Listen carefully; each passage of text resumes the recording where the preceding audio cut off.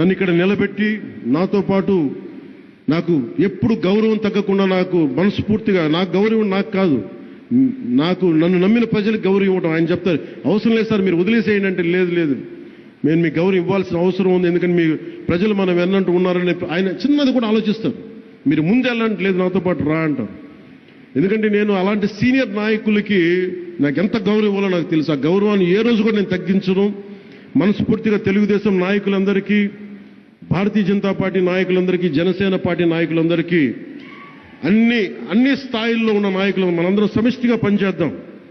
చంద్రబాబు గారితో నేను ఎలా కలిసి పనిచేస్తున్నానో, కొన్ని సమస్యలు ఉన్నా మనకి అప్పుడప్పుడు ఉంటాయి, కొన్ని సమస్యలు ఇలా ఎందుకు చూడకూడదు అలా ఎందుకు చూడకూడదు ఉంటాయి. కానీ వీటన్నిటిని అధిగమించి వెళ్ళటమే మన ప్రజలు మనకిచ్చిన ఈ మ్యాండేట్. దీన్ని గౌరవించాలని మనస్ఫూర్తిగా కోరుకుంటూ, గౌరవ ముఖ్యమంత్రి చంద్రబాబు నాయుడు గారికి మరోమారు ధన్యవాదాలు తెలుపుకుంటూ